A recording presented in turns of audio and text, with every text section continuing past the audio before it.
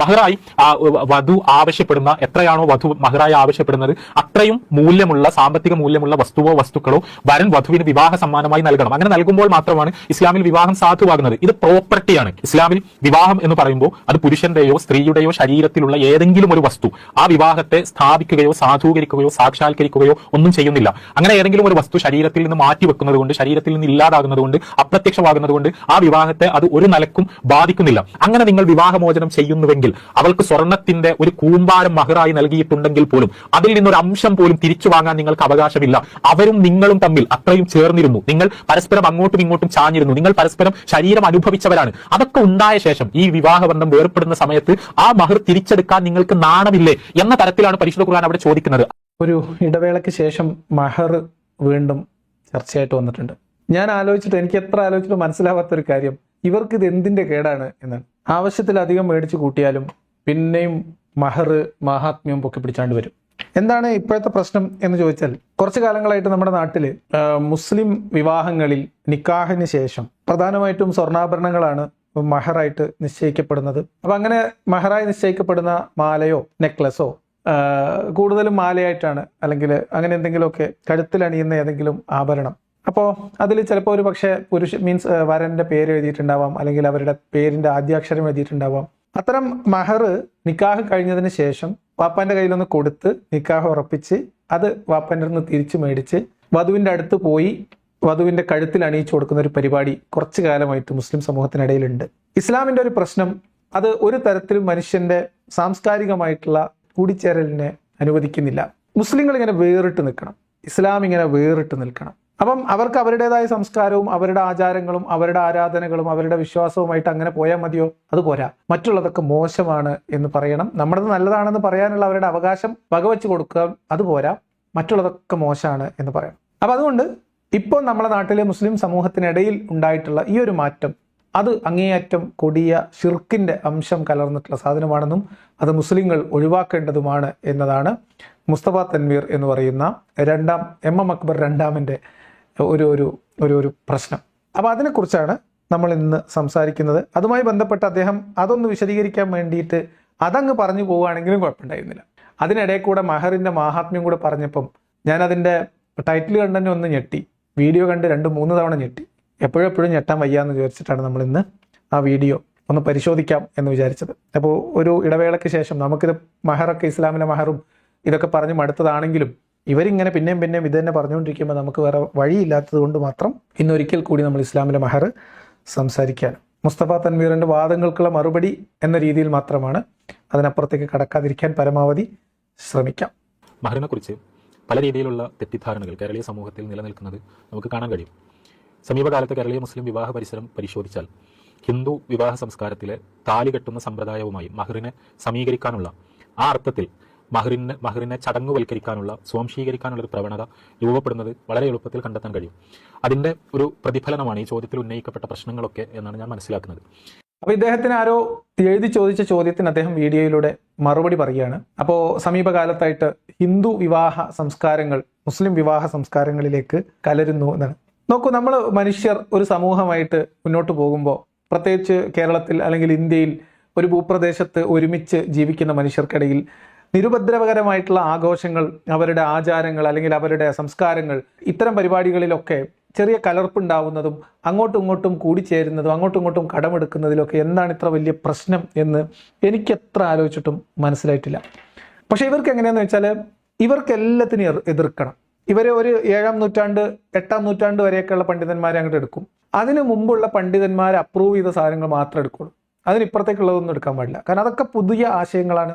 ഇപ്പം മുസ്ലിങ്ങൾക്കിടയിൽ, ഇനിയിപ്പോൾ ഇസ്ലാമും പുറത്തുള്ളത് മാത്രമായിട്ട് എടുക്കണ്ട, മുഹമ്മദ് നബി എന്ന് പറയുന്നത് ഇസ്ലാമിലെ ഇവരുടെ പ്രധാനപ്പെട്ട ഒരു പ്രവാചകനാണ്, അല്ലെങ്കിൽ അവരുടെ ഇസ്ലാമിന്റെ സ്ഥാപകൻ എന്ന് നമ്മൾ പറയുമെങ്കിലും വിശ്വാസികളെ സംബന്ധിച്ച് അന്ത്യപ്രവാചകനാണ്. ലോകത്ത് ഏറ്റവും കൂടുതൽ സ്നേഹിക്കേണ്ട വ്യക്തി, സ്വന്തം മാതാവിനേക്കാളും പിതാവിനേക്കാളും മക്കളെക്കാളും ഒക്കെ ഒരു മനുഷ്യൻ സ്നേഹിക്കേണ്ട വ്യക്തിയാണ് മുഹമ്മദ് നബി എന്നാണ് വിശ്വാസം.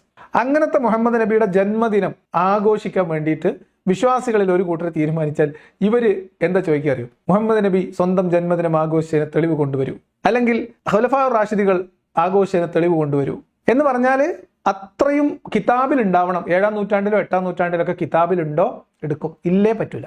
അത് നിരുപദ്രവകരമായതായാലും കുഴപ്പമില്ല, മനുഷ്യന് നല്ലതായാലും കുഴപ്പമില്ല, മോശമായാലും കുഴപ്പമില്ല. കിതാബിലുണ്ടോ അത് മാത്രം ശരി, കിതാബിൽ ഇല്ലാത്തതൊക്കെ തെറ്റ്. ഇതാണ് ഇവരുടെ രീതി. ഇപ്പൊ ഇതേ മൗലവിമാര് ഒരു കാലത്ത് നിങ്ങൾക്ക് ഓർമ്മയുണ്ടാവും, നിക്കാഹിന് വേണ്ടിയിട്ട് പള്ളിയിൽ ഉസ്താദുമാരെ ക്ഷണിച്ചു കഴിഞ്ഞാൽ, നിങ്ങൾ നിക്കാഹിന് കല്യാണത്തിന് ഫോട്ടോഗ്രാഫി ഉണ്ടോ, ഫോട്ടോ എടുക്കുമോ? അപ്പൊ ആരെങ്കിലും പറയും, കുട്ടീൻ്റെ അപ്പ ദുബായിലാണ്, അപ്പോൾ നിക്കാഹ് നടക്കണമെന്ന് ഫോട്ടോ എടുക്കണം, എന്നാൽ ഞങ്ങൾ വരൂല കേട്ടോ പള്ളിയിൽ നിന്ന്. പിന്നെ അത് കഴിഞ്ഞ് കുറെ കാലം കഴിഞ്ഞപ്പോൾ ഈ സ്റ്റിൽ ക്യാമറ വേറെ രക്ഷയൊന്നും ഇല്ലാതില്ലാണ്ട് മുന്നോട്ട് പോകില്ല എന്നായപ്പോൾ അപ്പോഴത്തേക്ക് വീഡിയോ ക്യാമറയുടെ കാലം വന്നു. അപ്പോൾ പിന്നെ ചോദ്യം, വീഡിയോ ക്യാമറ ഉണ്ടോ, എന്നാൽ മൗലവി വരൂല, പള്ളിക്കന്ന് നിക്കാഹ് തരൂല. ഇങ്ങനെ എല്ലാത്തിനും എതിർക്കും. പിന്നെ വിശ്വാസികൾ എന്താ വെച്ചാൽ മൗലവിമാർ ഒരു ഭാഗത്ത് ഇങ്ങനെ നിലവിളിച്ചുകൊണ്ട് പോകും, വിശ്വാസികൾ വരുന്നതൊക്കെ കയ്യിൽ നീട്ടി സ്വീകരിച്ച് അവരവരുടെ ജീവിതമായിട്ട് മുന്നോട്ട് പോകും. അപ്പോൾ വിശ്വാസികൾ ഭൂരിപക്ഷം പേരും ഫോട്ടോ എടുക്കുന്നവരും എല്ലാ വീട്ടിലും വീഡിയോ ക്യാമറ ആയപ്പോൾ മൗലവിമാർക്ക് പിന്നെ ആ ചോദ്യം പറച്ചില്ല, നിബന്ധനയൊക്കെ ഒഴിവായി. ഇപ്പോൾ മൗലവിയർക്കും ഹാപ്പിയാണ്, മൗലവിയർ നിക്കാഹ് ചെല്ലുമ്പോൾ വീഡിയോ ക്യാമറ ഉണ്ടല്ലോ എന്ന് വിചാരിച്ചിട്ട് കുറച്ച് ഒരു എക്സ്ട്രാ പുട്ടി പൗഡറൊക്കെ ഇട്ടിട്ടാണ് ഇപ്പോൾ മൗലവിമാർ പോവാം. നല്ല റാഡോ വാച്ചൊക്കെ കെട്ടി നല്ല മിനിങ്ങിയിട്ട് തന്നെ പോകും. കാരണം വീഡിയോ എടുക്കുന്നുണ്ട്, വീഡിയോ എടുക്കുമ്പോൾ നിക്കാഹ് ചെയ്തു കൊടുക്കുന്ന മൗലവിയർ നല്ല പത്രാസിലിരിക്കണ്ടേ.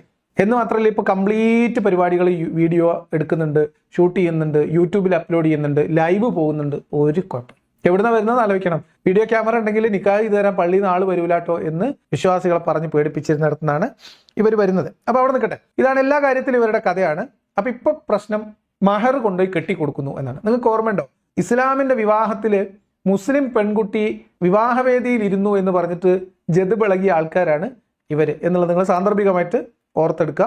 നമുക്ക് മുന്നോട്ട് പോകാം. ചുരുക്കത്തിൽ ഈ വിവാഹത്തിന്റെ തെളിവായി ആ വിവാഹം നടന്നു എന്ന് സൂചിപ്പിക്കുന്ന തരത്തിൽ ഭാര്യയും ഭർത്താവും വിവാഹബന്ധത്തിൽ തുടരുന്നു, അവരുടെ വിവാഹബന്ധം ഊഷ്മളമായി നിലനിൽക്കുന്നു എന്നൊക്കെ സൂചിപ്പിക്കുന്ന തരത്തിലുള്ള ഒരു അടയാളമാണ് താലിമാല എന്ന് പറയുന്നത്. അതുകൊണ്ട് തന്നെ ഒരു വിവാഹ ചടങ്ങിൽ, ഒരു ഹിന്ദു വിവാഹ ചടങ്ങിൽ ഏറ്റവും പ്രധാനപ്പെട്ട കാര്യമാണ് ഭർത്താവ് ഭാര്യയുടെ കഴുത്തിൽ അല്ലെങ്കിൽ വരൻ വധുവിന്റെ കഴുത്തിൽ ഈ താലിമാല കെട്ടിക്കൊടുക്കുക എന്ന് പറയുന്ന സമ്പ്രദായം. ഇസ്ലാമിലെ മഹർ എന്ന് പറയുന്നത് ഇതല്ല.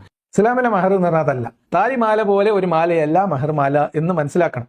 എന്നാണ് കാർ റാലി പോലെ ഒരു ലോറി റാലി എന്നൊക്കെ നമ്മൾ പറഞ്ഞു കേട്ടിട്ടുണ്ടാവും. പക്ഷെ അതുപോലെ അല്ല, ഇത് താലിമാല പോലെ ഒരു മാലയല്ല കൂട്ടരെ മഹർമാല. ഇതാണ് ഇന്നത്തെ വീഡിയോയുടെ ഇതിവൃത്തം. അപ്പം ഇദ്ദേഹത്തിന്റെ പ്രസംഗത്തിൽ ആദ്യത്തെ ഒരു 4-5 മിനിറ്റ് ഞാൻ എന്തുകൊണ്ടാണ് അക്ബർ സാഹിബ് രണ്ടാമനെന്ന് സൂചിപ്പിച്ചതെന്ന് ചോദിച്ചാലേ, ഒരു ചെറിയ ചോദ്യത്തിന് 1 മിനിറ്റ് 2 മിനിറ്റ് കൊണ്ട് തീർക്കാവുന്ന ഒരു മറുപടി ഏകദേശം 20 മിനിറ്റിലധികം വരുന്ന ഒരു വീഡിയോ ആയിട്ടാണ് അദ്ദേഹം ചെയ്തിട്ടുള്ളത്. ആ വീഡിയോ ആണ് നമ്മൾ പരിശോധിക്കുന്നത്. അതുകൊണ്ട് തന്നെ പ്രധാനപ്പെട്ട ഭാഗങ്ങളൊന്നും വിട്ടുകളയാൻ പാടില്ല എന്നുള്ളത് കൊണ്ട് നമ്മുടെ വീഡിയോയും ഒരിച്ചിരി ദൈർഘ്യം ഉണ്ടാവും എന്ന് സാന്ദർഭികമായിട്ട് പറയണം. അപ്പോൾ അതുകൊണ്ട് കൂടിയാണ് നമ്മൾ അക്ബർ സാഹിബ് രണ്ടാമനെന്ന് അദ്ദേഹത്തെ വിളിക്കുന്നത്. അത് മാത്രമല്ല, നേർക്കുനേരെ ഉത്തരം പറയാൻ അദ്ദേഹത്തിന് ചെറിയൊരു മടിയുണ്ട് താനും. അപ്പോൾ അതൊക്കെ ആ ഒരു പ്രശ്നം ഉണ്ട്. പിന്നെ ആവശ്യമില്ലാത്ത കുറേ വാക്കുകളും വാചകങ്ങളൊക്കെ അതിനകത്ത് കയറി കൂടുന്നത് കണ്ടു. എന്തിനാന്ന് എനിക്ക് മനസ്സിലായിട്ടില്ല, നിങ്ങൾക്ക് മനസ്സിലാവണമെങ്കിൽ പറഞ്ഞു തരണം. അദ്ദേഹത്തിന്റെ പ്രസംഗത്തിൽ ഹൈന്ദവ ആചാരപ്രകാരം അല്ലെങ്കിൽ ഹിന്ദുമത വിശ്വാസപ്രകാരം സംസ്കാരം അനുസരിച്ചുള്ള താലിമാലയുടെ അർത്ഥം, അതിന്റെ ശാസ്ത്രം, അതിന്റെ വ്യാഖ്യാനം, അതിന്റെ കൾച്ചറലായിട്ടുള്ള അവരുടെ സങ്കല്പങ്ങൾ തുടങ്ങിയുള്ള കുറേ കാര്യങ്ങൾ വിശദീകരിച്ചതിന് ശേഷമാണ് ഇത് പറയുന്നത്. എന്ത്, ഇസ്ലാമിൽ അങ്ങനെ ഒരു സംഭവമില്ല. ഇസ്ലാമിലുള്ള മഹർ എന്ന് പറയുന്നത് വളരെ വ്യത്യസ്തമായിട്ടുള്ള ഒരു കാര്യം. അത് തീർച്ചയായും ഇസ്ലാമിൽ ലോകത്ത് മറ്റേതൊരു സംസ്കാരത്തിലും മറ്റേതൊരു ജനവിഭാഗത്തിന്റെയും വിവാഹത്തിൽ ഇല്ലാത്ത തരം വളരെ വ്യത്യസ്തമായ ഒരു സംഭവം തന്നെയാണ് മഹർമാല. അതിൽ സംശയമൊന്നുമില്ല, മഹർ വളരെ വ്യത്യസ്തമാണ്. അതിലേക്ക് നമ്മൾ വിശദമായിട്ട് വരും. കേരളത്തിൽ സമീപകാലത്ത് ഉണ്ടാകുന്ന ഒരു പ്രവണത എന്ന് പറയുന്നത് താലിമാലയോട് സമീകരിക്കുന്ന തരത്തിൽ ഒരു മഹർമാല എന്ന് പറയുന്ന ഒരു സങ്കല്പം ഉണ്ടാവുകയും ആ മഹർ വിവാഹ സമയത്ത് വരൻ വധുവിന്റെ കഴുത്തിൽ കെട്ടുന്നതോട് കൂടിയാണ് വിവാഹം സാക്ഷാത്കൃതമാകുന്നത്. അവിടെ ഒരു മിന്നുകെട്ടിന് സമാന്തരമായ ഒരു മുസ്ലിം ചടങ്ങ് എന്ന തരത്തിൽ മഹർ കൈമാറ്റത്തെ മനസ്സിലാക്കുന്ന ഒരു പ്രവണത രൂപപ്പെട്ടു വരുന്നത് നമുക്ക് കാണാൻ കഴിയും. ഇതിങ്ങനെയൊന്നുമില്ല, ഇതിവർ പറഞ്ഞ് കോംപ്ലിക്കേഷൻ ഉണ്ടാക്കുന്നതാണ് കേട്ടോ. അതായത് വിവാഹത്തിന്റെ ഇസ്ലാം മത വിവാഹം അനുസരിച്ച് പെൺകുട്ടി എന്ന് പറയുന്നത് വിവാഹപ്പന്തന്റെ 7 അയലത്തുണ്ടാവില്ല. മിക്കവാറും പള്ളീന്റെ അകത്ത് മൗലിയാരും കാരണവന്മാരും ഈ കല്യാണം കഴിക്കുന്ന ചെറുക്കനും പിന്നെ ഈ സ്വർണ്ണമാലയോ സ്വർണ്ണമോതിരോ എന്താണെങ്കിൽ അത് ഇത്രയും മാത്രമാണ് അവിടെ കല്യാണത്തിന് ഉണ്ടാവുക. പെൺകുട്ടിയും പെൺകുട്ടീന്റെ ഉമ്മയും വല്യമ്മയും ഒക്കെ പെൺകുട്ടീന്റെ വീട്ടിലായിരിക്കും. അവർക്ക് പുറത്തിറങ്ങാനോ അല്ലെങ്കിൽ പള്ളിയിലേക്ക് വരാനോ അവർ സ്വന്തം വിവാഹം നടക്കുന്ന വേദിയിൽ ഇരിക്കാനോ ഒന്നും അവർക്ക് അവകാശമില്ല. അപ്പൊ അങ്ങനെയുള്ള ഒരു നിയമം നിലനിൽക്കെ ഈ നിക്കാഹ് ചെയ്ത് കഴിഞ്ഞതിന് ശേഷം ഉടൻ സാധാരണഗതിയിൽ എന്താ ചെയ്യാം, മഹർ പെണ്ണിനാണെന്ന് പറയെങ്കിലും വാപ്പാന്റെ കയ്യിൽ സ്വർണ്ണമാല കൊടുക്കുകയാണ്. എങ്ങനെയാണ്, ഞാൻ ഇപ്പം വാപ്പാനോട് പറയാണ്, നിങ്ങളുടെ മകൾ ഇന്ന പേരുള്ള മകളെ ഈ സ്വർണ്ണാഭരണം മഹറിന് പകരം നിങ്ങൾ എനിക്ക് വധുവാക്കി ഇണയാക്കി തന്നതിനെ ഞാൻ സ്വീകരിച്ചു എന്നാണ്. അതിനു മുമ്പ് വാപ്പയാണ് പറയാ, എന്ത്, എന്റെ മകൾ ഇന്നവളെ ഈ സ്വർണ്ണാഭരണം മഹറിന് പകരമായി ഞാൻ നിനക്ക് നിക്കാഹ് ചെയ്തു തന്നു, ഹലാലാക്കി തന്നു, ഇണയാക്കി തന്നു, തുണയാക്കി തന്നു എന്ന് പറഞ്ഞു പൊരുത്തപ്പെട്ടു, തൃപ്തിപ്പെട്ടു. അപ്പൊ വീട്ടിലിരിക്കുന്ന പെൺകുട്ടിയെ പള്ളിക്കകത്തോ ഓഡിറ്റോറിയത്തിനകത്തോ വെച്ച് പിതാവോ ഒത്ത കാരണവരോ ഈ പയ്യന് വരന് മൂല്യം നിശ്ചയിച്ച് കൈമാറുന്ന ചടങ്ങാണ്, കച്ചവടമാണ് ഇസ്ലാമിലെ വിവാഹം. അപ്പൊ നമ്മുടെ നാട്ടിലുള്ള പാവപ്പെട്ട വിശ്വാസികൾ അതിനൊരു ആശ്വാസം പെൺകുട്ടികൾക്ക് കിട്ടട്ടെ എന്ന് വിചാരിച്ചിട്ട് അവർ കണ്ടെത്തിയ ഒരു ഉപായം മാത്രമാണ് എന്ത്, എന്തായാലും നിക്കാഹ് കഴിഞ്ഞു, മഹർ വാപ്പാന്റെ കൈ കൊടുത്തു, മഹറിന് പകരം പെൺകുട്ടീനെ നിക്കാഹ് ചെയ്ത് തന്നു. അപ്പൊ ഇവർ തമ്മിൽ ഇണയായി, തുണയായി, ഹലാലായ ഭാര്യയായി പൊരുത്തപ്പെട്ടു. പിന്നെ ഈ സ്ത്രീയെ സംബന്ധിച്ച്, ഈ പുരുഷനെ സംബന്ധിച്ച്, ഈ സ്ത്രീയും പുരുഷനും അന്യരല്ല. അന്യരാണ് ഭർത്തായും ഭർത്താവുമാണ്. അവർ തമ്മിൽ കാണലോ മിണ്ടലോ തൊടലോ പ്രശ്നമില്ല. അത്തരം ഒരു സാഹചര്യത്തിൽ ഈ പള്ളിയിൽ നിന്ന് ഇറങ്ങിയിട്ട് ചെറുക്കനും കൂട്ടരും നേരെ എവിടെ പോകും? പെൺകുട്ടി ഇരിക്കുന്നിടത്ത് പോയിട്ട് ഈ മഹർ ആ കുട്ടീന്റെ കഴുത്തിലിട്ട് കൊടുക്കും, അല്ലെങ്കിൽ കയ്യിൽ കെട്ടി കൊടുക്കും. ഇത്ര ഉള്ളു സംഭവം. അതായത് ആ നിക്കാഹ് കഴിഞ്ഞതിന് ശേഷമെങ്കിലും ഈ പെൺകുട്ടിയുടെ ഒരു പ്രസൻസ് ഉണ്ടാക്കാനും അന്ന് കുറച്ച് ഫോട്ടോസ് എടുക്കാനും ഒക്കെ വേണ്ടിയിട്ട് ഉണ്ടാക്കുന്ന അവരുടെ സന്തോഷത്തിന്, ഈ വീട്ടിലിരിക്കുന്ന പെൺകുട്ടികൾക്ക് ആകെയുള്ള ഒരു സന്തോഷം പള്ളിയിലെ നിക്കാഹ് കഴിഞ്ഞിട്ട് പുതിയാപ്പിളയും കൂട്ടരും മഹർ കെട്ടാൻ വേണ്ടി വീട്ടിൽ വരും എന്നുള്ളത് മാത്രമാണ് കൂട്ടരെ. അതിനാണ് ഈ മൊലിയന്മാർ ഇവിടെ കിടന്ന് ജതുപളകുന്നത്. ഇവർക്ക് ഇത് എന്തിന്റെ അസ്കിയതയാണ് നിങ്ങൾ ആലോചിച്ചോ? അതല്ലാതെ ഹിന്ദുക്കളിലെ കല്യാണത്തിന്റെ ഒരു സംസ്കാരം അതേപോലെ പകർത്തുന്നല്ലത്. അറിയാത്തോണ്ട് പറയുന്നൊന്നല്ല, അത് കിതാബിലില്ല. അത് പറയണല്ലോ, അത് പറയാതിരുന്നവർക്ക് ഉറക്കം വരില്ല. അതുകൊണ്ട് പറയാൻ എന്തായാലും രസമാണ്, കേട്ടിരിക്കാം നമുക്ക്. ഇവിടെ അടിസ്ഥാനപരമായി തന്നെ ഇസ്ലാമിൽ ഇങ്ങനെ ഒരു മംഗല്യ സൂത്രം അല്ലെങ്കിൽ താലി എന്ന് പറയുന്ന ഒരു സങ്കല്പമേ ഇല്ല. വിവാഹത്തിന്റെ സാക്ഷാത്കാരത്തെ, വിവാഹം പൂർണ്ണമാകുന്നതിനെ ഒന്നും ഭാര്യ ശരീരത്തിൽ അണിയുന്ന ഏതെങ്കിലും ആഭരണവുമായി, ചരടുമായി, വളയുമായി, മോതിരവുമായി, മാലയുമായി ബന്ധിപ്പിക്കുന്ന ഒരു മനസ്സിലാക്കൽ ഇസ്ലാമിക പാരമ്പര്യത്തിൽ ഇല്ലേ ഇല്ല എന്നതാണ് യാഥാർത്ഥ്യം. ഇനിയിപ്പോ ആരെങ്കിലും ഉണ്ട് എന്ന് പറഞ്ഞോ? ഈ കല്യാണം കഴിഞ്ഞിട്ട് മഹർ കെട്ടാൻ പോകുന്ന വല്ല ചെറുക്കന്മാരും ഇങ്ങനെ വിളിച്ചു പറഞ്ഞോ? വല്ല പെൺകുട്ടികളും പറഞ്ഞോ ഈ വീട്ടിൽ കൊണ്ടുവന്ന് മഹറാണ് കെട്ടിയപ്പോഴാണ് ഞങ്ങളെ കല്യാണം കഴിഞ്ഞതെന്ന്? അങ്ങനെ ഒരു മനസ്സിലാക്കലും ഇല്ല ഇവർക്ക്. ഇവിടെ ഞാൻ നേരത്തെ പറഞ്ഞത് മാത്രമേ ഉള്ളൂ. ഒരു സന്തോഷത്തിൽ വീട്ടിലിരിക്കുന്ന അകത്ത് അടച്ചിരിക്കുന്ന പുതുമണവാട്ടിയെ കൂടി ഈ കല്യാണത്തിന്റെ സന്തോഷത്തിൽ ഒരു അരമണിക്കൂർ ചായയും ബിസ്ക്കറ്റും കഴിഞ്ഞിട്ടാണെങ്കിലും ഇവരെ കൂടി ആ സന്തോഷത്തിന്റെ ഭാഗമാക്കുന്നു എന്ന് മാത്രമേ ഉള്ളൂ. അതിന് വെറുതെ കിടന്ന് കയറ് പൊട്ടിക്കുക. ഇതന്നെയായിരുന്നു മുഹമ്മദ് നബിന്റെയും പ്രശ്നം. ഒരാവശ്യമില്ലാത്ത കാര്യത്തിൽ ഇടങ്ങേറുണ്ടാക്കി കളയും. ഇസ്ലാമിക ഏകദൈവാരാധനയുടെ തനിമ അറിയുന്നവർക്കറിയാം, ഇതൊക്കെ ബഹുദൈവാരാധനാപരമായ അന്ധവിശ്വാസങ്ങളായിട്ടാണ് ഇസ്ലാം വളരെ കൃത്യമായി തന്നെ പരിഗണിക്കുന്നത്. ശരീരത്തിൽ എന്തെങ്കിലും കെട്ടിയാൽ, എന്തെങ്കിലും മാലയണിഞ്ഞാൽ, അത് എന്തെങ്കിലും വളയണിഞ്ഞാൽ, എന്തെങ്കിലും മോതിരമണിഞ്ഞാൽ അതുകൊണ്ട് വിവാഹബന്ധം അനുഗ്രഹപൂർണ്ണമാകും എന്ന വിശ്വാസം തന്നെ ബഹുദൈവാരാധനാപരമായ ഒരു അന്ധവിശ്വാസമാണ്, ഒരു മുസ്ലിമിനെ സ്പർശിച്ചുകൂടാത്ത വിശ്വാസമാണ് എന്നാണ് ഇസ്ലാം വളരെ കൃത്യമായി തന്നെ പഠിപ്പിക്കുന്നത്. അതിനാർക്കാണ് ചങ്ങാതിമാരെ അങ്ങനെ ഒരു വിശ്വാസം ഉള്ളത്? വെറുതെ പറഞ്ഞ് കോംപ്ലിക്കേഷൻ ആക്കുക. ഇസ്ലാമിൽ അങ്ങനെ ഇല്ല, ആയിക്കോട്ടെ. കിതാബിലില്ല, ആയിക്കോട്ടെ. കല്യാണം കഴിഞ്ഞ വധൂവരന്മാർ അവരുടെ മഹർ പരസ്പരം കൈമാറുന്നതിൽ, കെട്ടിക്കൊടുക്കുന്നതിൽ എന്താണ് പ്രശ്നം എന്ന് പ്രശ്നമുണ്ടോ? ഇങ്ങനെ ഒരു വിശ്വാസം ഇവിടെ നിലനിൽക്കുന്നതായിട്ട് ഞാൻ അറിഞ്ഞിട്ടില്ല. ഞാൻ ഇസ്ലാമിനെ വിമർശിക്കുന്ന ആളാണ്. അങ്ങനെ ഒരു വിശ്വാസം വിശ്വാസികൾക്കിടയിലുള്ളതായിട്ട് എനിക്കറിയില്ല. ഈ തൻവീറിന് ആരത് പറഞ്ഞത്? കല്യാണം കഴിച്ച് മഹർ വധുവിന്റെ കഴുത്തിൽ അണിഞ്ഞാൽ അത് ബഹുദൈവാരാധനയായി പോകും പോലും. ഇസ്ലാമിൽ വിവാഹം എന്ന് പറയുമ്പോൾ അത് പുരുഷന്റെയോ സ്ത്രീയുടെയോ ശരീരത്തിലുള്ള ഏതെങ്കിലും ഒരു വസ്തു ആ വിവാഹത്തെ സ്ഥാപിക്കുകയോ സാധൂകരിക്കുകയോ സാക്ഷാത്കരിക്കുകയോ ഒന്നും ചെയ്യുന്നില്ല. അങ്ങനെ ഏതെങ്കിലും ഒരു വസ്തു ശരീരത്തിൽ നിന്ന് മാറ്റിവെക്കുന്നത് കൊണ്ട്, ശരീരത്തിൽ നിന്ന് ഇല്ലാതാകുന്നത് കൊണ്ട്, അപ്രത്യക്ഷമാകുന്നത് കൊണ്ട് ആ വിവാഹത്തെ അത് ഒരു നിലക്കും ബാധിക്കുന്നില്ല. തൻവീർ ഇത്തരം കാര്യങ്ങൾ ശ്രദ്ധിക്കുമ്പോൾ, സംസാരിക്കുമ്പോൾ കുറച്ചുകൂടി ശ്രദ്ധിക്കണം. സ്ത്രീയും പുരുഷനും തമ്മിലുള്ള വിവാഹത്തിൽ സ്ത്രീയുടെയും പുരുഷന്റെയും ശരീരത്തിലുള്ള അവയവങ്ങൾ, വസ്തുക്കൾ വളരെ പ്രധാനമാണ് ഇസ്ലാമിൽ. ഓക്കെ, നിങ്ങൾ പുറത്തുനിന്ന് കെട്ടുന്ന താലി, മാല, വള അത് മാത്രമാണ് പറയുന്നതെങ്കിൽ അത് വ്യക്തമായിട്ട് പറയണം. അതല്ലാതെ സ്ത്രീയുടെയും പുരുഷന്റെയും ശരീരത്തിലുള്ള ഏതെങ്കിലും ഒരു വസ്തു, ഒരു അവയവം, ഇതൊന്നായിട്ട് ഇസ്ലാമിലെ വിവാഹത്തിന് ബന്ധമില്ല എന്നൊക്കെ നിങ്ങൾ പറഞ്ഞു പോയാൽ വലിയ പുലിവാലാണ്. പിന്നെ നമ്മൾ ഫത്തുൽ മുഈൻ എടുക്കേണ്ടി വരും, ഉംദ എടുക്കേണ്ടി വരും. അപ്പൊ നിങ്ങളത് എടുക്കൂല. നിങ്ങൾ ഈ മുജാഹിദ്, ജമാഅത്ത് ഇസ്ലാമിക്കാർ ഫത്തുൽ സുന്നയൊന്നും, ഇതൊന്നും എടുക്കില്ല, ഫത്തുൽ മുഈൻ ഒന്നും എടുക്കൂല. അപ്പൊ നമ്മൾ ഫിഖ്ഹ് സുന്ന എടുക്കേണ്ടി വരും. വലിയ പുലിവാലാണ്. എന്തായാലും ഇസ്ലാമിലെ മഹറിനെ കുറിച്ച് തൻവീർ വിശദമായി പറയുന്നിടത്ത് വെച്ച് നമുക്ക് അതിനെക്കുറിച്ച് സംസാരിക്കാം. പക്ഷേ സ്ത്രീയുടെ ശരീരത്തിന്റെ അവയവത്തിന്റെ, പുരുഷന്റെ ശരീരം, അവയവം, ഇതൊക്കെ പ്രധാനമാണ്. വിവാഹം അസാധുവാകാൻ പോലും പര്യാപ്തമായ പ്രശ്നങ്ങൾ ശാരീരികമായി അവയവങ്ങളുമായി ബന്ധപ്പെട്ടൊക്കെയുള്ള കാര്യങ്ങൾ, നിബന്ധനകൾ ഇസ്ലാമിലുണ്ട്.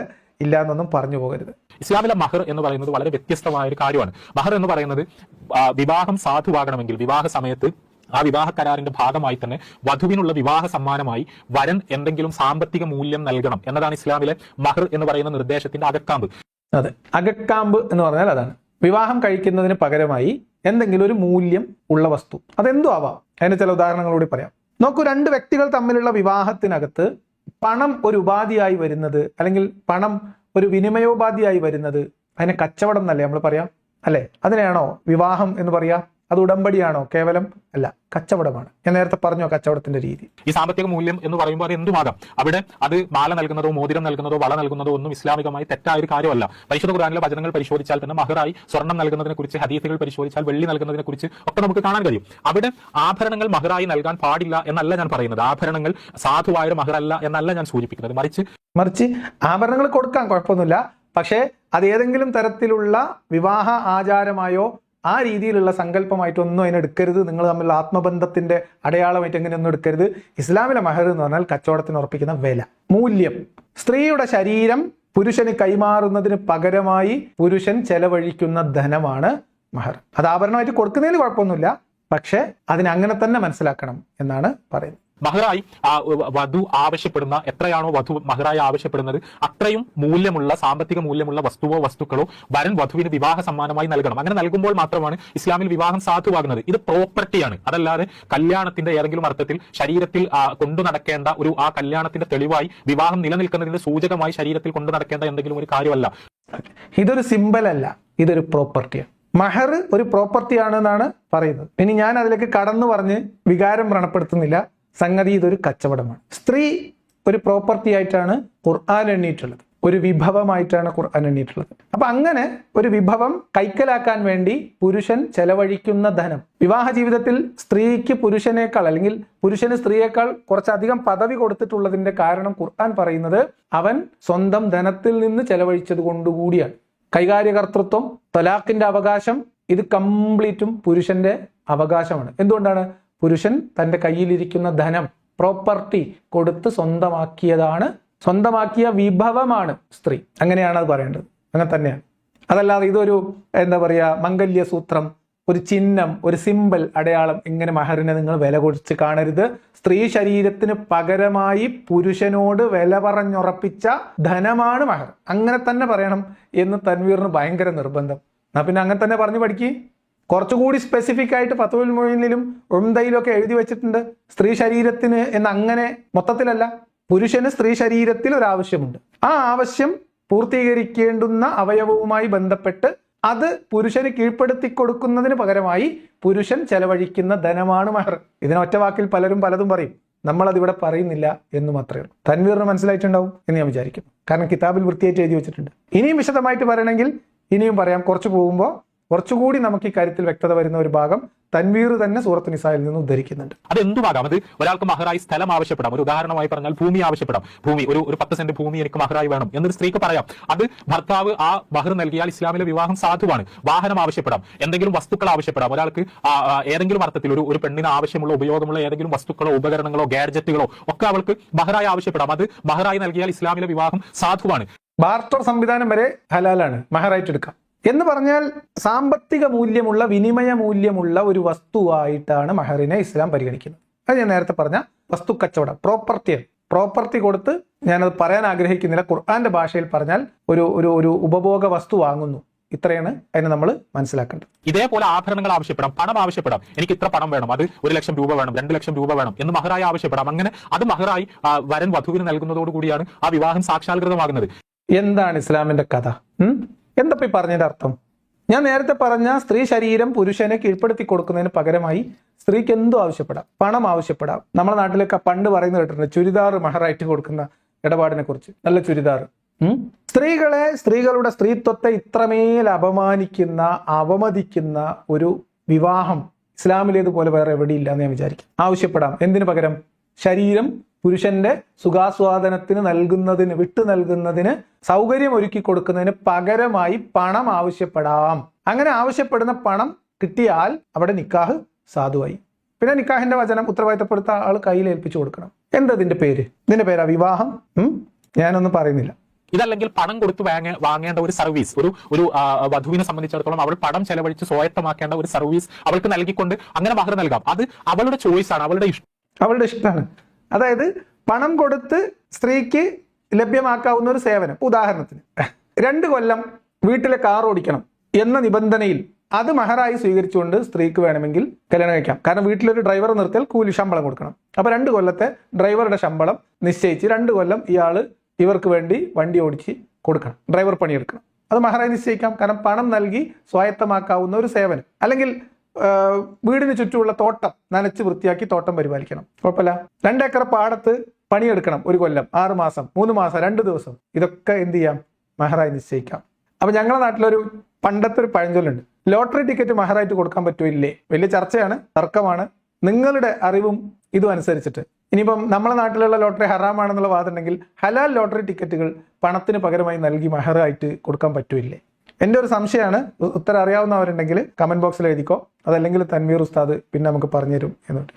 എന്തൊക്കെ വൃത്തികേടാണ് പറയുന്നത്, ഇത് എനിക്ക് മനസ്സിലാവാത്തത്. ഇതൊക്കെ കേട്ടിട്ട് എങ്ങനെയാണ് മുസ്ലിം പെൺകുട്ടികൾക്ക് ഇസ്ലാമിക വിവാഹത്തിന് ചെന്ന് നിന്നു കൊടുക്കാൻ പറ്റുന്നത് എന്നുള്ളതാണ്. എങ്ങനെയാണ് സ്വന്തം ശരീരത്തിന് വില പറഞ്ഞ് കച്ചവടം ഉറപ്പിക്കുന്ന ഏർപ്പാടിന് വിവാഹം എന്ന ഓമന പേരിട്ട് അതിന് വഴങ്ങി കൊടുക്കേണ്ടി വരുന്നത് എങ്ങനെയാണ് മുസ്ലിം പെൺകുട്ടികൾക്ക് പറ്റുന്നത്? മുസ്ലിം പെൺകുട്ടികൾ ആത്മാഭിമാനം ഉണ്ടെങ്കിൽ നിലപാടെടുക്കണം. മഹർ എന്ന് പറയുന്ന ഈ ഏർപ്പാട് അവസാനിപ്പിക്കണം. ഇവര് പറയല്ലോ വിവാഹം എന്ന് പറഞ്ഞാൽ കരാറാണ്, ശക്തമായ ഉടമ്പടിയാണെന്ന്. ഒരു ഉടമ്പടിയും സ്ത്രീയും പുരുഷനും തമ്മിലുള്ള ഇസ്ലാമിലെ വിവാഹത്തിൽ ഇല്ല. അപ്പൊ ഇവർ പറയുന്ന ഉടമ്പടിയിലേക്ക് സ്ത്രീകൾ വരണം. സ്ത്രീകൾ പറയണം മഹർ എന്ന് പറഞ്ഞ സാധനം മാറ്റിവെയ്, ഉടമ്പടി കൊണ്ടുവരൂ, കരാറ് കൊണ്ടുവരൂ, കരാറ് ഞങ്ങൾ കാണട്ടെ, ഞങ്ങളൊന്ന് കാണട്ടെ, വായിക്കട്ടെ, ഒപ്പിടട്ടെ. നിങ്ങൾക്കറിയോ ലോകത്ത് ഇന്ന് വരെ നടന്ന ഏതെങ്കിലും വിവാഹത്തിൽ, മുത്തായ കല്യാണത്തിന്റെ കാര്യം എനിക്ക് കൃത്യമായിട്ട് അറിയില്ല, കാരണം നമ്മുടെ നാട്ടില് വയനാട്ടിലും ഒക്കെ അപൂർവമായിട്ടുള്ള ചില പഞ്ചായത്തുകളിൽ രഹസ്യമായിട്ട് മാത്രമേ നടക്കുന്നുള്ളൂ അറിവ്. മറ്റു ലോകത്തിന്റെ പല ഭാഗത്തും മുത്താ വിവാഹങ്ങളും അതുപോലെ തന്നെ, അതായത് 2 ദിവസത്തിന്, ഒരാഴ്ചക്ക്, 15 ദിവസത്തിനൊക്കെ കരാർ ഉറപ്പിച്ച് ഇതേപോലെ പണം ചെലവഴിച്ച് മഹറായി നിശ്ചയിച്ച് നിക്കാഹ് കഴിക്കുന്ന ഏർപ്പാട്. അതിലെങ്ങനെയാണെന്ന് എനിക്കറിയില്ല. സാധാരണ നമ്മുടെ നാട്ടിലുള്ള ഏതെങ്കിലും, ഇപ്പം ഈ വീഡിയോ കണ്ടുകൊണ്ടിരിക്കുന്ന മുസ്ലിം പെൺകുട്ടികളോട് ചോദിക്കുകയാണ്, സ്ത്രീകളോട് ചോദിക്കുകയാണ്, പെങ്ങന്മാരോട്, ഉമ്മമാരോട് ചോദിക്കുകയാണ്, ഇസ്ലാമിലെ വിവാഹം ശക്തമായ ഒരു ഉടമ്പടിയാണ് എന്ന് പറയുന്നു. നിങ്ങൾ ആരെങ്കിലും ആ ഉടമ്പടി കണ്ടിട്ടുണ്ടോ? നിങ്ങളുടെ വിവാഹത്തിന്റെ ഉടമ്പടി നിങ്ങൾ കണ്ടിട്ടുണ്ടോ? നിങ്ങൾ അതിൽ ഒപ്പിട്ടിട്ടുണ്ടോ? നിങ്ങൾ ആ ഉടമ്പടി വായിച്ചിട്ടുണ്ടോ? നിങ്ങൾ അതിൽ എന്തെങ്കിലും ഉപാധി വെച്ചിട്ടുണ്ടോ? സ്വന്തത്തോട് ചോദിക്കുക, അടുത്തിരിക്കുന്ന മുസ്ലിം സ്ത്രീയോട് ചോദിക്കുക. നിങ്ങൾ പരസ്പരം ഒന്ന് ആലോചിച്ച് നോക്കുക. നിങ്ങളുടെ വിവാഹത്തിൽ നിങ്ങളുടെ റോൾ എന്തായിരുന്നു? നിങ്ങളുടെ ഉമ്മാന്റെ റോൾ എന്തായിരുന്നു? നിങ്ങളുടെ വല്യമ്മാന്റെ റോൾ എന്തായിരുന്നു? നിങ്ങളുടെ ശരീരത്തിന് പകരം ധനം നിശ്ചയിക്കുന്നത് ചെറുക്കന്റെയും പെണ്ണിന്റെയും വീട്ടിൽ നിന്ന് വരുന്ന കാരണന്മാരാണ് എന്നാലോചിക്കണം. ആ പണം, ഉറപ്പിച്ച പണം കൈപ്പറ്റിയിട്ട് അതിന് പകരം നിങ്ങളുടെ ശരീരം ആ പുരുഷന് അധീനപ്പെടുത്തി കൊടുക്കുന്ന കച്ചവടത്തിന്റെ പേരാണ് നിക്കാഹ്. ഇതിനെയാണോ നിങ്ങൾ മഹത്വപ്പെടുത്തുന്നത്? ഇതാണോ മഹർ? ആണോ? താലിമാല പോലെ ഒരു മാലയല്ല കൂട്ടരെ മഹർമാല. മഹർമാല എന്ന് പറഞ്ഞാൽ അത് സ്ത്രീകളുടെ അഭിമാനത്തിനിടുന്ന വിലയാണ്. അവരുടെ അന്തസ്സിനും ആത്മാഭിമാനത്തിനും മുകളിൽ വിലയിടുന്നതാണത്. നിങ്ങളുടെ ശരീരത്തിന്റെ പ്രൈസ് ടാഗാണ്. ഇതിനോട് പ്രതികരിക്കേണ്ടതും ഇത് തിരിച്ചറിയേണ്ടതും അഭ്യസ്ത വിദ്യരായിട്ടുള്ള മുസ്ലിം പെൺകുട്ടികളാണ്, മുസ്ലിം പെൺകുട്ടികളുടെ രക്ഷിതാക്കളാണ്. നിങ്ങളുടെ പെൺകുട്ടികളുടെ ശരീരത്തിന് വില നിശ്ചയിക്കുന്ന ഏർപ്പാട് അവസാനിപ്പിക്കണം എന്ന് ഞാൻ പറയാം. നിങ്ങളുടെ വിശ്വാസവും അള്ളയും പഠിച്ചവനും ഖുറാനൊക്കെ വേറെ, അതിനെക്കുറിച്ചല്ല ഞാൻ പറയുന്നത്. എന്നിട്ട് ഇവരിങ്ങനെ പാട്ടുപാടും, കല്യാണ ചന്തയിലെ മാടല്ല പെണ്ണ്, എന്താണ്, എന്ത് ചന്തയിലാണ്? പൊള്ളാച്ചി ചന്തയിലെ മാടല്ല പെണ്ണ്, വില ചൊല്ലി വിൽക്കുവതും വാങ്ങുവതും ശരിയല്ല. അത് സ്ത്രീധനത്തിനെതിരെയുള്ള പാട്ടാ. മഹറിനെതിരെ എന്താ നിങ്ങൾക്ക് പാട്ട് എഴുതാൻ പറ്റാത്തത്? മഹറിന്റെ മഹത്വം. ഭൂമി മഹറായി നൽകിയ ഒരാൾ എങ്ങനെയാണ് മഹർ കെട്ടിക്കൊടുക്കുന്നത്, അല്ലെങ്കിൽ പണം മഹറായി നൽകുന്ന ഒരാൾ എങ്ങനെയാണ് മഹർ കെട്ടിക്കൊടുക്കുന്നത്? ഇതൊന്നും അല്ലെങ്കിൽ സ്വർണ്ണ നാണയങ്ങളോ വെള്ളി നാണയങ്ങളോ ഒക്കെ റസൂലുള്ളാഹി സ്വല്ലല്ലാഹു അലൈഹി വസല്ലമയുടെ കാലത്ത് മഹറായി നൽകുന്ന ഒരാൾ അതെങ്ങനെയാണ് ശരീരത്തിൽ കെട്ടിക്കൊടുക്കാൻ പോകുന്നത്? ഏതെങ്കിലും അർത്ഥത്തിൽ ഉള്ള സേവനങ്ങൾ മഹറായി നൽകുന്നവർ എങ്ങനെയാണ് അത് ശരീരത്തിൽ കെട്ടിക്കൊടുക്കാൻ പോകുന്നത്? ഇത് സാധ്യമല്ല എന്നതാണ് യാഥാർത്ഥ്യം. അതുകൊണ്ടാണ് മഹർമാല കെട്ടരുതേ എന്ന് ഉസ്താദ് പറഞ്ഞു കേട്ടോ. എന്ത്? കാരണം ഇസ്ലാമിന് മൂല്യമുള്ള ഒരു വസ്തുവായി മതി. അത് ചിലപ്പോൾ ഒരു ജോഡി ചെരുപ്പായിരിക്കാം, നല്ല വില കൂടിയ ചെരുപ്പാണെങ്കിൽ എങ്ങനെയാണ് അത് കെട്ടിക്കൊടുക്കുക എന്നാണ് ഇപ്പൊ തൻവീറിന്റെ ചോദ്യം. അല്ലെങ്കിൽ 2 ഏക്കർ നിലം, പറമ്പ്, പാടം, അല്ലെങ്കിൽ 6 പോത്തുംകുട്ടി, ഇതൊക്കെ എങ്ങനെയാണ് കഴുത്തിൽ നിങ്ങൾ കെട്ടിത്തൂക്കും? ലോജിക്ക് നിങ്ങൾ മനസ്സിലാക്കണം. ആ ലോജിക്ക് വെച്ചിട്ടാണ് പറയുന്നത് ഇങ്ങനെ താലിമാല കൊണ്ടുപോയി കെട്ടിക്കൊടുക്കുന്ന ഏർപ്പാടൊക്കെ അവസാനിപ്പിക്കണം, അതൊന്നും ഇസ്ലാമികമല്ല. Logic correct. അതൊക്കെ മഹറായി നൽകുന്നത് പോലെ തന്നെയാണ് യഥാർത്ഥത്തിൽ സ്വർണ്ണാഭരണങ്ങളും മഹറായി നൽകുന്നത്. അവിടെ വിവാഹം കഴിഞ്ഞ ഒരു ഭാര്യയും ഭർത്താവും തമ്മിൽ ഒരാൾ മറ്റൊരാളുടെ ശരീരത്തിൽ ഒരു മാല കെട്ടിക്കൊടുക്കുന്നതോ വളയിട്ട് കൊടുക്കുന്നതോ മോതിരം അണിയിക്കുന്നതോ ഒന്നും ഇസ്ലാമികമായി നിഷിദ്ധമായ ഒരു കാര്യമല്ല. പക്ഷേ അതാണ് മഹർ എന്ന ധാരണയോടുകൂടി ഈ ഹിന്ദു താലി സമ്പ്രദായം എന്ന പരികല്പന മുസ്ലിം സമുദായത്തിനുള്ളിലേക്ക് കടന്നു വന്ന് ആ ഒരു ഫിലോസഫി നമ്മളെ സ്വാധീനിച്ചുകൊണ്ട് അത്തരം ആചാരങ്ങൾ രൂപപ്പെടുന്നത് തീർച്ചയായും അനിസ്ലാമികമാണ് എന്ന് സൂചിപ്പിക്കാതിരിക്കാൻ ഒരു നിർവാഹമില്ല. അങ്ങനെയെങ്കിലും ഈ സ്ത്രീകളോടുള്ള അപമാനത്തിന്റെ കനം കുറക്കാനുള്ള ഒരു വഴിയായിട്ട് അതിനെ കാണുന്നതിന് പകരം ഈ അപമാനം നിങ്ങൾ അറിഞ്ഞുകൊണ്ട് ഏറ്റെടുക്കണം എന്ന് നിർബന്ധിക്കുകയാണ് ഇവർ ചെയ്യുന്നത്. എന്താ, ഇതിപ്പോ ഒരു താലിമാല, ഒരു അടയാളം, ഒരു മംഗല്യ സൂത്രം എന്ന രീതിയിൽ ഇവർ കെട്ടിക്കൊടുക്കുന്നവർ, അണിയിച്ചു കൊടുക്കുന്ന ഒരു ആഭരണം, അങ്ങനെ അതിനെ മനസ്സിലാക്കുകയാണെങ്കിൽ അതിനൊരു അന്തസ്സുണ്ട്. പക്ഷെ അങ്ങനെ നിങ്ങൾ മനസ്സിലാക്കരുത്. നിങ്ങളുടെ ശരീരത്തിന് പകരം പറഞ്ഞിട്ടുള്ള വിലയാണ്, അത് പ്രോപ്പർട്ടിയാണ്, അത് മൂല്യമുള്ള വസ്തുവാണ്, അത് നിങ്ങൾക്ക് ചെലവഴിക്കാവുന്ന, വിനിമയം ചെയ്യാവുന്ന ഒരു മൂല്യമാണ് എന്ന് തന്നെ നിങ്ങൾ മനസ്സിലാക്കണം എന്നാണ് തൻവീർ വാശി പിടിക്കുന്നത്. ഇസ്ലാമിന്റെ കഥ നമ്മളൊന്നും വിചാരിച്ചിട്ട് കയ്യിൽ നിൽക്കൂല, അത് കയ്യൊന്ന് പോകും. കാരണം ഇതുപോലത്തെ 4 തൻവീർമാരുണ്ടെങ്കിൽ സംഗതി പെൺകുട്ടികൾ ഇസ്ലാമിലെ ഫത്വയും പഠിക്കും. ഇനി സ്വർണ്ണാഭരണങ്ങളാണ് മഹറായി നൽകുന്നത്, അത് മാലയാണ് എന്ന് തന്നെ നമ്മൾ കരുതുക. അവിടെ അങ്ങനെയാണെങ്കിൽ പോലും ഇസ്ലാമിന് അതിനെക്കുറിച്ചുള്ള സമീപനം എന്ന് പറയുന്നത് വളരെ വ്യത്യസ്തമാണ്. അത് അവൾക്ക് ഊരി വിൽക്കാവുന്ന ഒരു വസ്തുവാണ്. അവൾക്ക് വിവാഹ സമ്മാനമായി സമ്പത്ത്, അവൾ ആവശ്യപ്പെട്ട ഒരു സമ്പത്ത് അവൻ നൽകി എന്ന് പറഞ്ഞാൽ അവൾക്ക് ആവശ്യമുണ്ടെങ്കിൽ, ആഗ്രഹമുണ്ടെങ്കിൽ, ഇഷ്ടമുണ്ടെങ്കിൽ അവൾക്ക് ഇഷ്ടമുള്ള രീതിയിൽ ചെലവഴിക്കാവുന്ന ഒന്നാണത്. അവൾക്ക് എപ്പോൾ വേണമെങ്കിലും അവളുടെ സ്വന്തം ഇഷ്ടപ്രകാരം ചെലവഴിക്കാവുന്ന ഒരു സമ്പത്താണ് മഹർ എന്ന് പറയുന്നത്. കണ്ടീഷൻ സപ്ലൈ, നക്ഷത്രം ഇട്ട് വെക്കണം തൻവീർ ഇപ്പൊ പറഞ്ഞില്ല.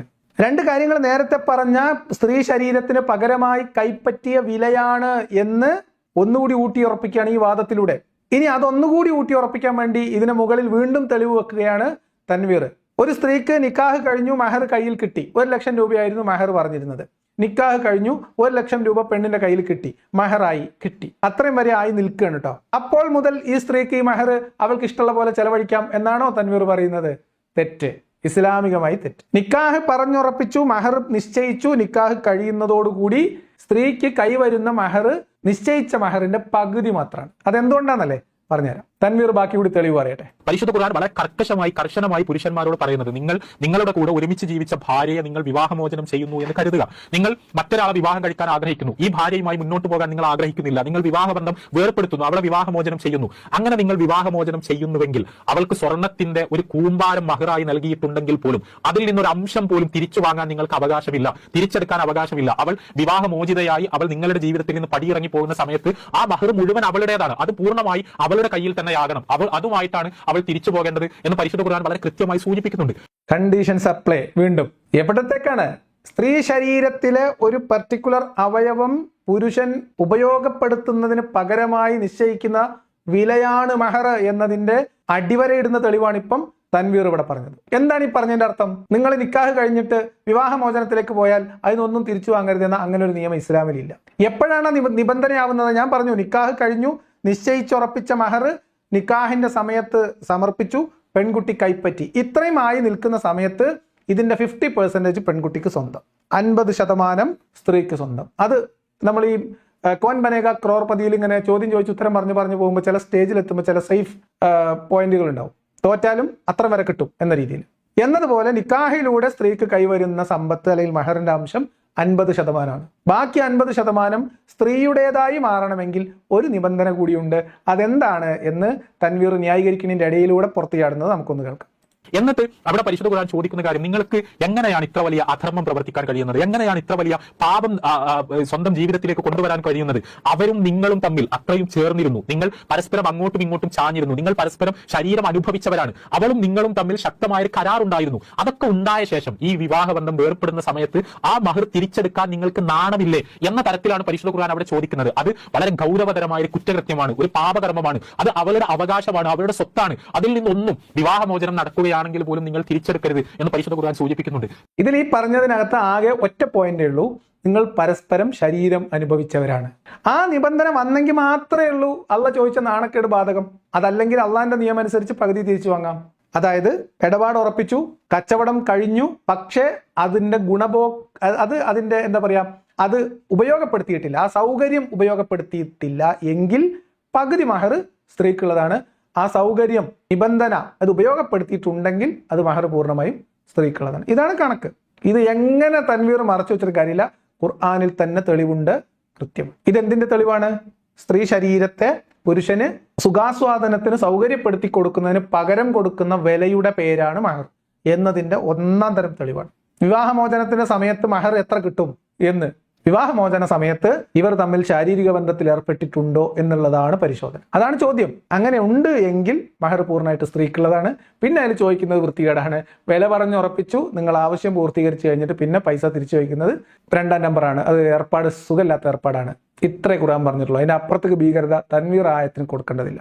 അതെന്തിന്റെ തെളിവാണ്? നമ്മൾ നേരത്തെ പറഞ്ഞതിന്റെ തെളിവ്. സ്ത്രീ ശരീരത്തിന് വില പറഞ്ഞു വിൽക്കുന്ന ഇടപാടാണ് ഇസ്ലാമിലെ നിക്കാഹ് മഹർ എന്നതിന്റെ തെളിവ്. അല്ലാതെ അത് മഹറിന്റെ മഹാത്മ്യം വിളിച്ചോന്ന ആയത്തല്ല.